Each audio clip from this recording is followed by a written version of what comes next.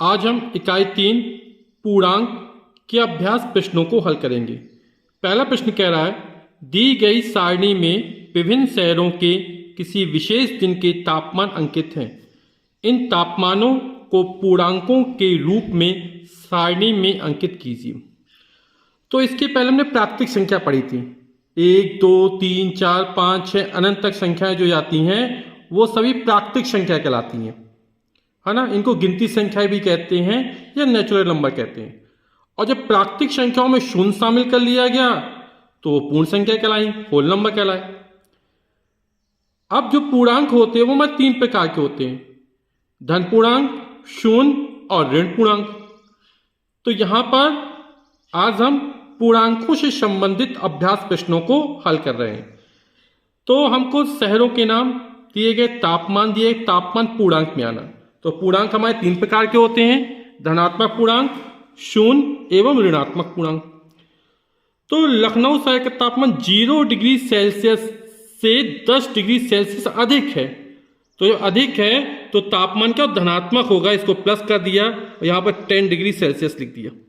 Srinagar 0 degree Celsius से 5 degree Celsius कम है, तो यहां पर कर दिया हमने -5 डिग्री सेल्सियस, क्योंकि ये तापमान क्या है 5 डिग्री सेल्सियस कम है, 0 से कम है। जैसे हमने ये पैमाना माना तो ये 0 हो गया, तो 0 के जब नीचे जाएंगे तो माइनस में जाएगा, -1, -2, और जब 0 से ऊपर जाएंगे तो प्लस मानेंगे 1, फिर ये 2। अब शिमला का 0 डिग्री सेल्सियस, तो पूर्णांक में भी 0 डिग्री सेल्सियस हो जाएगा। और सूरत का तापमान 0 डिग्री सेल्सियस 28 डिग्री सेल्सियस अधिक है, ये अधिक है तो यहां प्लस का 28 डिग्री सेल्सियस हो जाएगा। सारणी में दिए गए शहरों के तापमान को संख्या रेखा बनाकर प्रदर्शित किए। अब यहां पर ये जो तापमान है इसको हमें संख्या रेखा की सहायता से प्रदर्शित करना है। लेह का तापमान -10 डिग्री सेल्सियस है, तो ये 0 हो गया, और 0 के इस तरफ जाएंगे तो ये धनात्मक में है तापमान और इस तरफ ऋणात्मक है। तो -10 डिग्री सेल्सियस हमारा ये तापमान हो गया और ये लेह का हो गया। फिर प्लस का 10 डिग्री सेल्सियस, ये तापमान हमारा लखनऊ का हो गया। फिर -5 डिग्री सेल्सियस ये श्रीनगर का तापमान है, तो ये तापमान श्रीनगर का हो गया। शिमला का तापमान 0 डिग्री सेल्सियस है, ये शिमला का तापमान हो गया। और प्लस का 28 डिग्री सेल्सियस जो तापमान सूरत का है, तो 25 और 30 के बीच 26, 27, 28, 29, 30, तो ये हमारा 28 हो गया। और ये तापमान कहाँ का हो गया, सूरत का हो गया। फिर सारणी में दिए गए शहरों के नाम उनके बढ़ते हुए तापमानों के क्रम में लिखिए। तो हमें आरोही क्रम में तापमान लिखना है। तो सबसे कम तापमान कौन सा है, -10 डिग्री सेल्सियस, तो पहले आ जाएगा हमारा लेह। फिर इससे ज्यादा तापमान -10 से बड़ा क्या होगा, -5 होगा, तो फिर श्रीनगर हो जाएगा। फिर इससे ज्यादा तापमान 0 डिग्री सेल्सियस, ये शिमला का हो जाएगा। फिर 0 से बड़ा 10 डिग्री सेल्सियस, ये लखनऊ का हो जाएगा। और इससे ज़्यादा तापमान जो है वो सूरत का तापमान है, जो हमको 28 डिग्री सेल्सियस दिया गया है। प्रश्न संख्या 2, निम्नलिखित सारणी अप्रैल माह में कुछ वस्तुओं की कीमतों में अंतर को दर्शाता है। इस अंतर को पूर्णांकों के रूप में निरूपित कीजिए। तो दाल 120 रुपये है मार्च में, और प्रति किलोग्राम अप्रैल में 126 रुपये हो गया। कीमत में अंतर, तो अप्रैल माह की कीमत में मार्च माह की कीमत घटा दी गई, तो 126 में 120 घटा तो प्लस का 6 आ गया। अब चावल 40 रुपये अप्रैल में थे, मार्च में 44 रुपये हो गए, तो जब 40 में 44 घटाएंगे तो कितना आएगा, -4। अब यहाँ नमक 25 रुपये, बाद में 28 रुपये, कीमत बढ़ गई, 28 से 25 घटा देंगे तो 3 रुपये। माइनस यहाँ पर यह प्रदर्शित कर रहा है कि जो कीमत है वो कम हो गई है, और प्लस ये प्रदर्शित कर रहा है कीमत है जो बढ़ गई है। घी पहले 400 रुपये था मार्च में, फिर 410 हो गया, 410 में 400 घटाएंगे तो आ जाएगा 10 रुपये। और यहाँ पर 40 रुपये हैं, बाद में 44 रुपये हो गए, 44 में 40 जाएगा तो ये 4 रुपये हो जाएंगे। प्रश्न संख्या 3 है, यदि हम किसी स्थान की समुद्र तल से ऊपर की ऊंचाई को एक धनात्मक पूर्णांक से तथा समुद्र तल से नीचे की गहराई को एक ऋणात्मक पूर्णांक से व्यक्त करें तो दिए गए चित्र में पनडुब्बी व हवाई जहाज की समुद्र तल से दूरी को पूर्णांकों में व्यक्त कीजिए। तो पनडुब्बी व हवाई जहाज की जो दूरी है वो पूर्णांकों में व्यक्त करना है। ये हमारा समुद्र तल हो गया, समुद्र का लेवल हो गया, ये 7500 मीटर ऊंचाई पर है। तो जब समुद्र तल से ऊपर की हो जाएंगे तो धनात्मक संख्या बोल रहा है और नीचे की तरफ जाए ऋणात्मक संख्या। तो पनडुब्बी की समुद्र तल से दूरी कितनी हो जाएगी, ये नीचे की तरफ है तो माइनस में चला जाएगा 1500। तो पनडुब्बी की समुद्र तल से दूरी चूंकि नीचे की तरफ है समुद्र तल से तो माइनस 1500 मीटर हो जाएगा। और हवाई जहाज की दूरी हो वो प्लस का 7500 मीटर हो जाएगा। प्रश्न संख्या 4 है, दिए गए वर्गाकार सारणी के खाली खानों को पूर्णांकों का प्रयोग करते हुए इस प्रकार भरिए कि उनका योगफल पंक्तिवार, स्तंभवार तथा विकर्णवार 3 हो। हमने ये संख्या भर ली।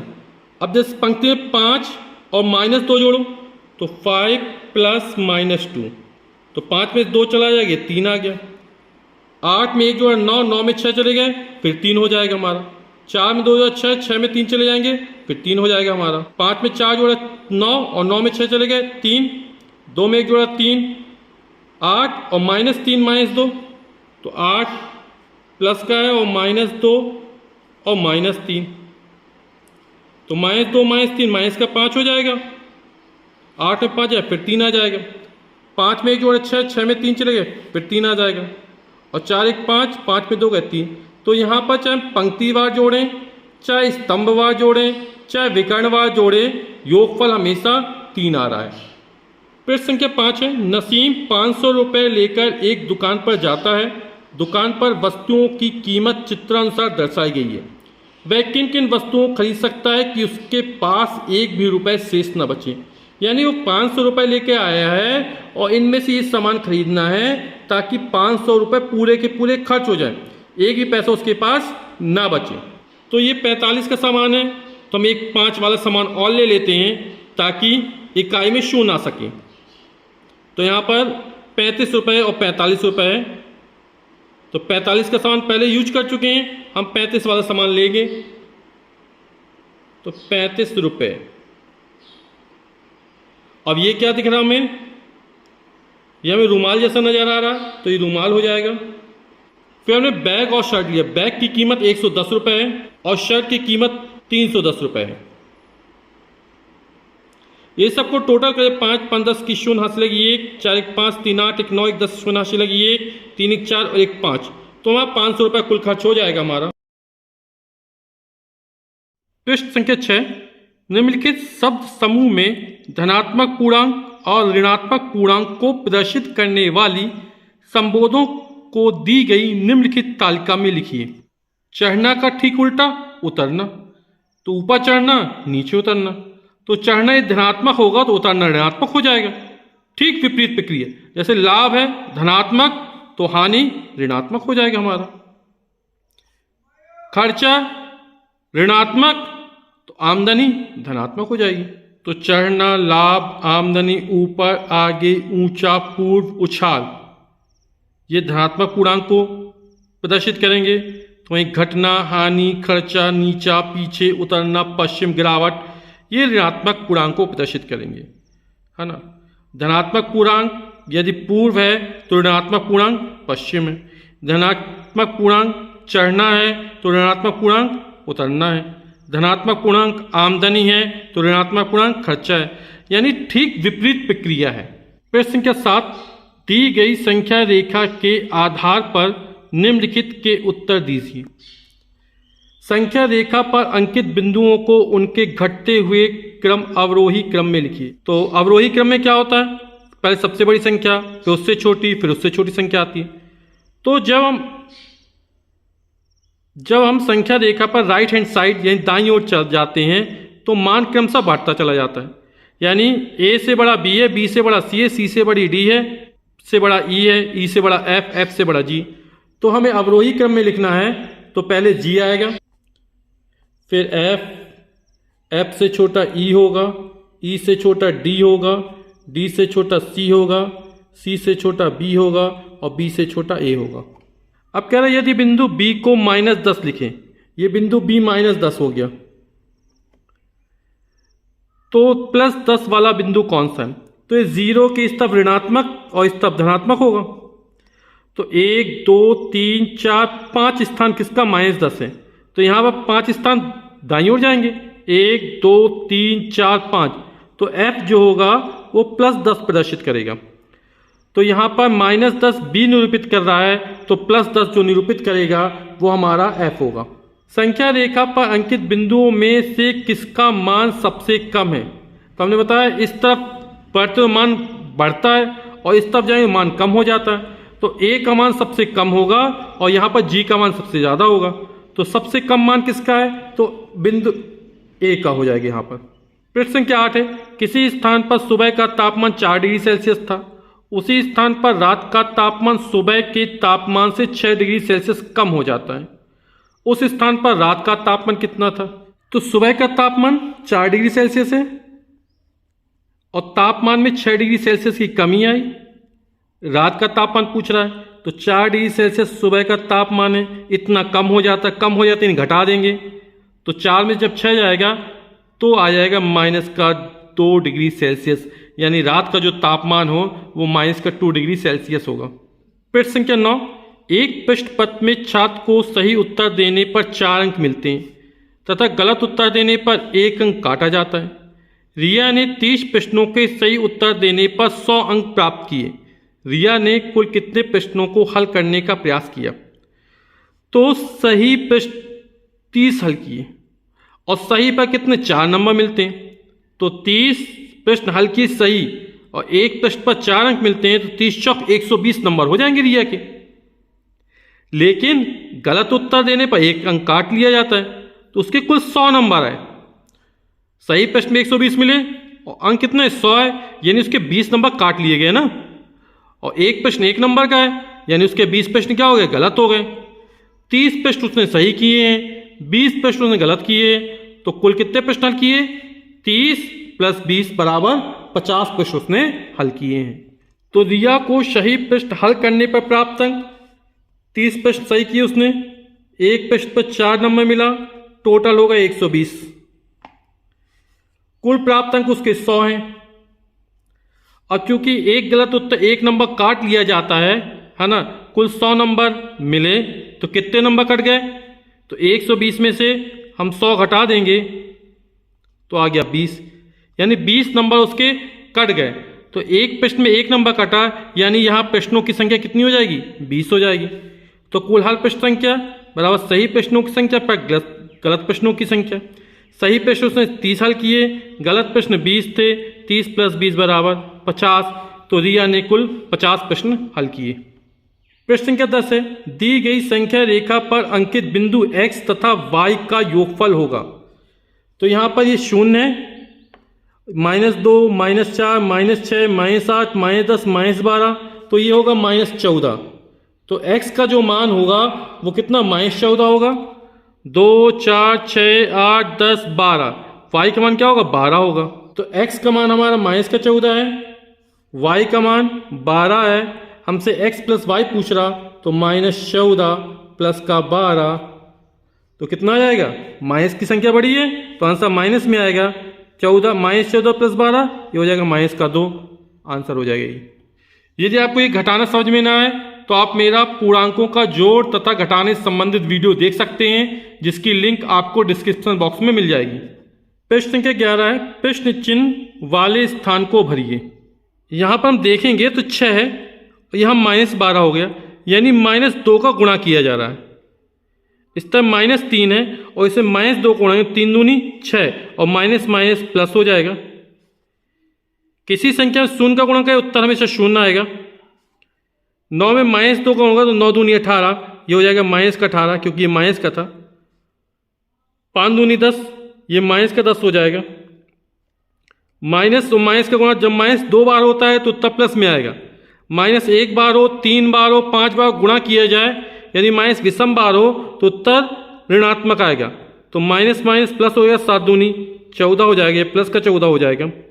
और 2 छक्का 12, ये -12 दिए गई है। प्रश्न संख्या 12 है, निम्नलिखित शब्दों कथनों का विपरीत लिखिए। आकार में कमी, तो इसका विपरीत क्या हो जाएगा? आकार में वृद्धि। असफलता का सफलता।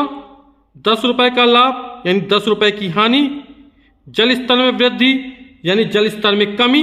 1300 मतों के अंतर से जीतना, तो 1300 मतों के अंतर से हारना।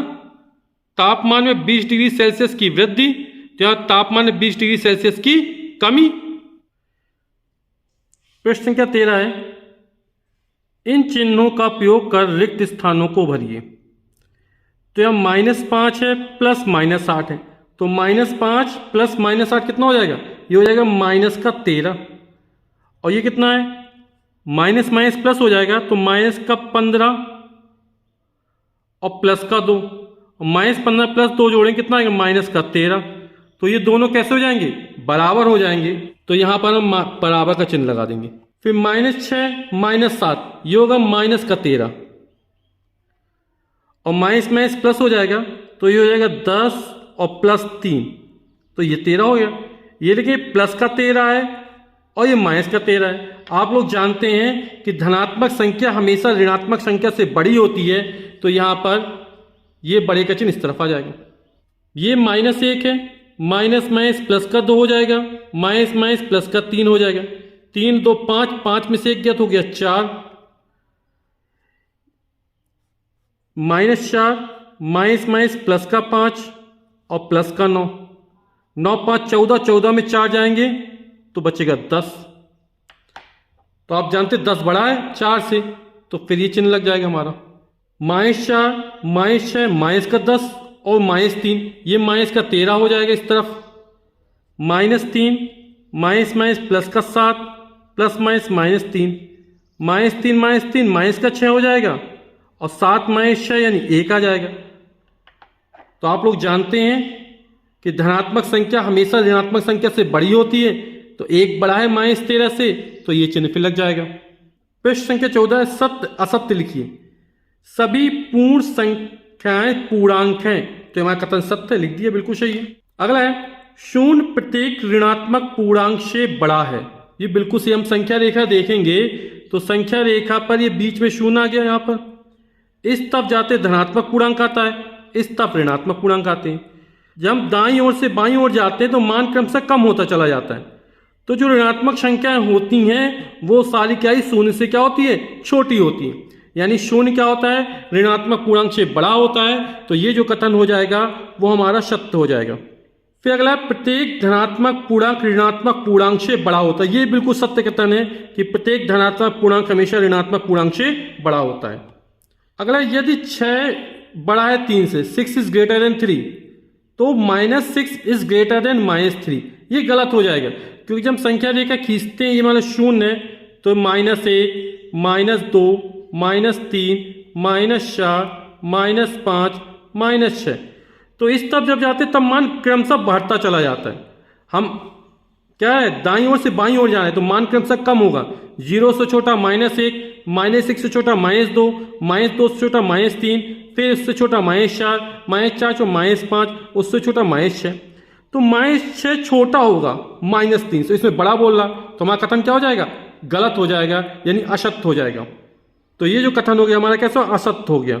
अगला है, किसी भी पूर्णांक संख्या में असीमित पूर्णांक संख्याएं जोड़ी व घटाई जा सकती है। तो ये बिल्कुल सही है। सबसे छोटा पूर्णांक 0 है, नहीं इससे छोटे, 0 से छोटा पूर्णांक -1 होता है, उससे -2, यानी 0 से ही बहुत सारे छोटे पूर्णांक होते हैं। और बोला सबसे छोटा पूर्णांक 0 है, तो ये हमारा कथन कैसा हो जाएगा? असत्य हो जाएगा। तो यहां पर हम असत्य लिख देंगे।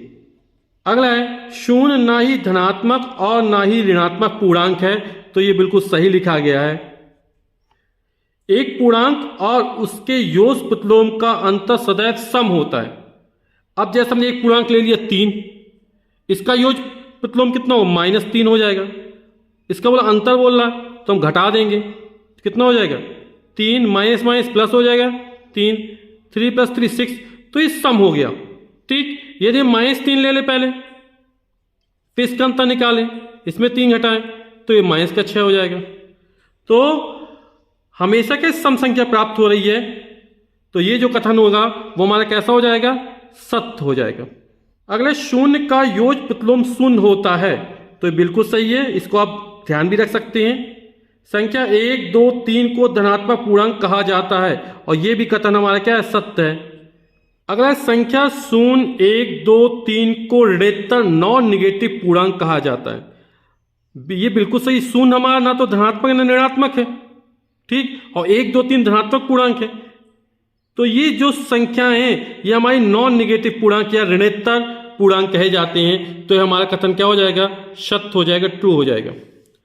-6 तथा +6 दोनों का निरपेक्ष मान 6 होगा, ये बिल्कुल सही है। निरपेक्ष मान हमेशा धनात्मक होते हैं, तो ये वाला कथन हमारा सत्य हो जाएगा।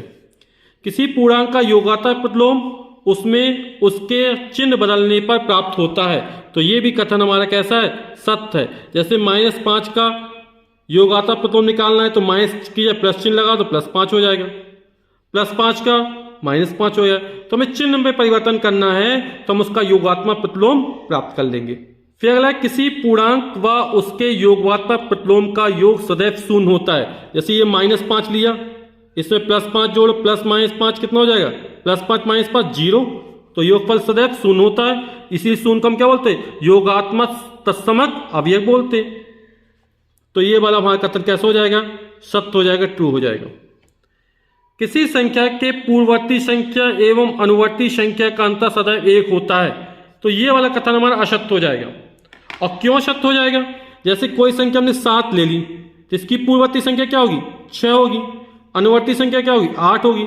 तो पूर्ववर्ती संख्या और अनुवर्ती संख्या जब अंतर निकालेंगे तो 8 - 6 = 2 प्राप्त होगा, और बोला 1 होता है, तो ये हमारा कथन कैसा हो जाएगा, असत्य हो जाएगा।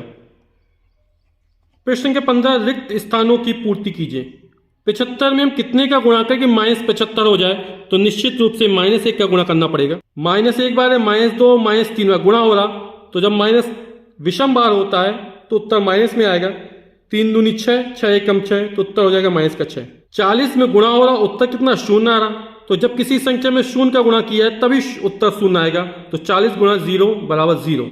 फिर यहाँ पर -8 1 बार है, 2 बार है, 3 बार है, 4 बार है, 5 बार है, तो -8 5 बार जोड़ रहा है, तो क्या होगा, यहां पर हम इसको इस तरह लिखेंगे, -8 कितनी बार जोड़ रहा है, 5 बार। चूंकि माइनस चिन्ह इधर उधर को कोई फर्क नहीं पड़ेगा, तो हम इसको 8 × -5 भी लिख सकते हैं।